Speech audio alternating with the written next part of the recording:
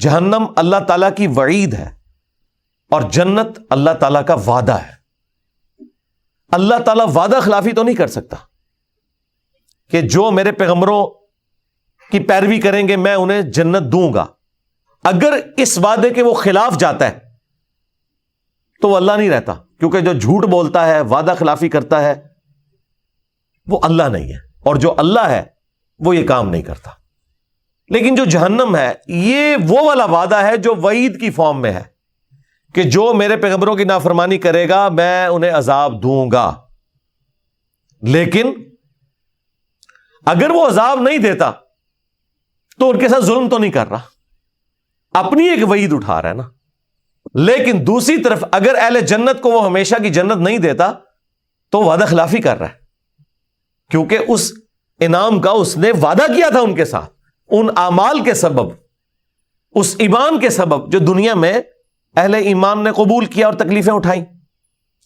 تو اللہ تعالیٰ کی صفت عدل چیلنج ہو جاتی ہے اگر وہ اہل جنت کو جنت نہ دے.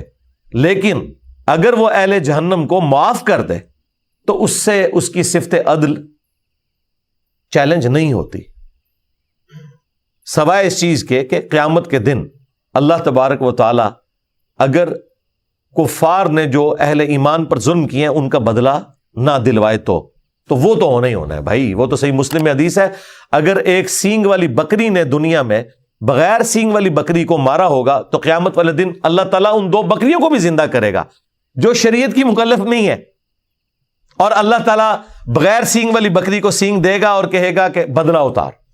تو وہ بدلہ تو اترنا ہے. وہ تو بخاری میں حدیث ہے کہ دنیا میں جو کسی کے ساتھ لین دین کا معاملہ ہے وہ کر لو، ورنہ آخرت میں تمہیں نیکیاں دینی پڑیں گی. آخرت کی کرنسی نیکیاں ہے، درہم اور دینار نہیں چلیں گے.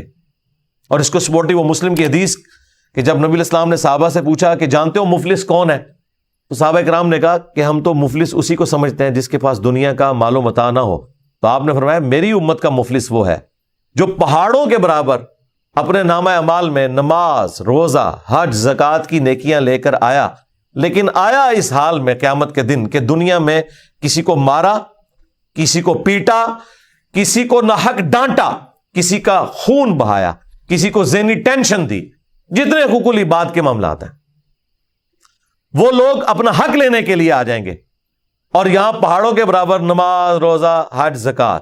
اللہ تعالیٰ فرمائے گا کہ اب بدلہ یہ ہے کہ اس کے ایکویلنٹ اس کی نیکیاں لے کے جاؤ. وہ سب کے سب لوگ ایک ایک کر کے اپنا بدلہ اتاریں گے حتیٰ کہ اس کے نامہ اعمال خالی ہو جائے گا، ختم. ابھی بھی کچھ لوگ باقی ہوں گے جن کے ساتھ اس نے ظلم کیا ہوگا، یعنی وہ اپنے کوئی عبادت کے گھمنڈ میں ہوگا. اب وہ لوگ کہیں گے یا اللہ ہم کیا کریں؟ اللہ تعالیٰ فرمائے گا کہ اس کی نیکیاں تو ختم ہو گئی ہیں، اب تمہارے گناہ اس کے کھاتے میں ڈالے جائیں گے. اندازہ کریں، حالانکہ گناہ انہوں نے کیے ہوئے ہیں، ہونا تو چاہیے ان گناہوں کی سزا وہ بھوگتے ہیں. لیکن اللہ تعالیٰ فرمائے گا کہ چونکہ تم پہ ظلم ہوا تھا، اس ظلم کے بدلے جو تمہیں تکلیف اٹھانی پڑی، اس تکلیف کے بدلے میں تمہارے یہ گناہ معاف کرتا ہوں، لیکن یہ گناہ اب اس کے نامہ اعمال میں ڈالتا ہوں، اور اسے اوندھا منہ کر کے جہنم میں ڈال دیا جائے گا. اتنی نیکیوں کے باوجود حقوق العباد کے معاملے میں اس نے جو سستی دکھائی ہوگی، لوگوں پر ظلم کیا ہوگا، اس کی کوئی نیکی کام نہیں آئے گی.